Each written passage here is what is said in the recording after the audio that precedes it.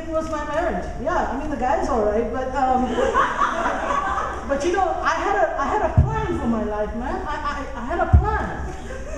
I was going to take over Pakistan, right? I could do it. I could do it.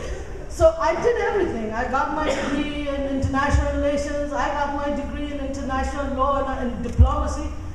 Needless to say, my registrar told me when she gave me my master's degree, Ms. Shakir, you learned neither diplomacy nor law, but I'll give you your degree nevertheless. And I thought I was going to go into the foreign service, Pakistan's foreign service. I was going to become the ambassador, then the foreign minister, and then I'd take over, right? Like I'd be the prime minister.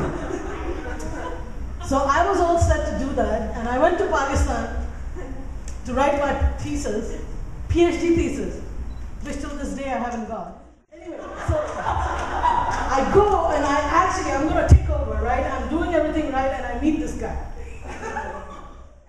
And I never bothered to find out that he lived in Canada.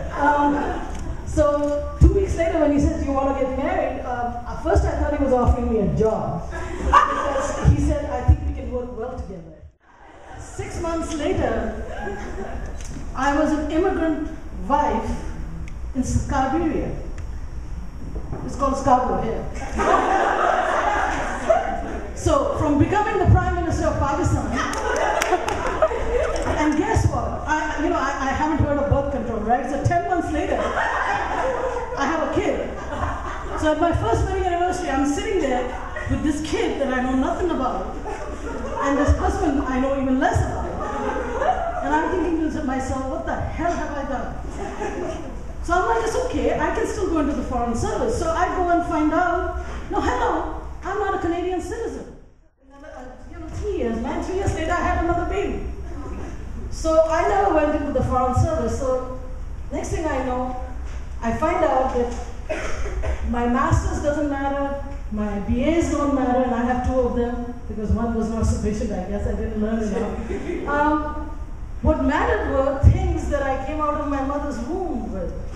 The fact that I'm a woman of color, I can speak Urdu, Punjabi, and Hindi, and I'm an ethnic, I'm exotic. And after 9/11, I'm positively exotic. Now people really want to know what ticks me. You know? It's just a joke, man. I'm not. Geez, you gotta take me seriously, right? So the thing is that what was the biggest challenge was to find out that within the space of a year, I had gone from being the Prime Minister, who was called Uzma Shakir, to becoming Mrs. Raza. Needless to say, I didn't change my name. So I became somebody else's wife. I came into his life. It was his friends. It was his family, my child, my children. But that was it. That's all I had.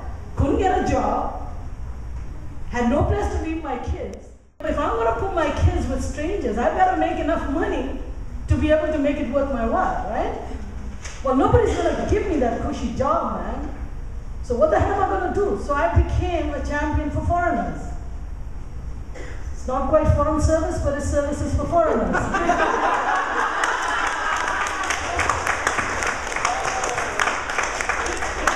And that was a real eye-opener.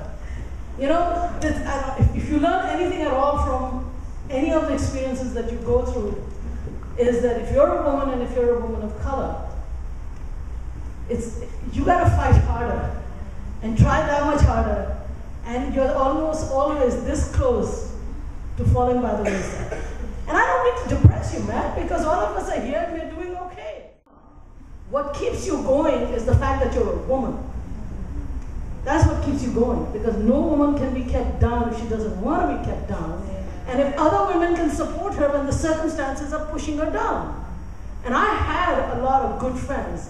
Eventually, people like Judy Rebick, not initially, but I've had some really phenomenal people in my life. So what I did was, now that I am in the service of foreigners, then I started making friends with foreigners. And quite frankly, if I was in Pakistan, I would have never even met an Indian. I would have met Nrinder. We hate each other, you know that, right? Like, here I am running South Asian organizations, man, bending over backwards to have South Asian diversity in it. In Pakistan, we don't even like each other. So one of the positive things about being in Canada, apart from the, I mean, yes, the barriers are there, but the good thing is that you actually meet people that you might not otherwise.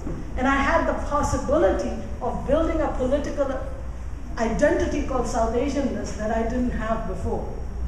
And then I became a woman of color. And then I became a social justice activist. Imagine the number of women I can connect to now. So, you know what? Yeah, life sucks, but, you know, watch out before you get married.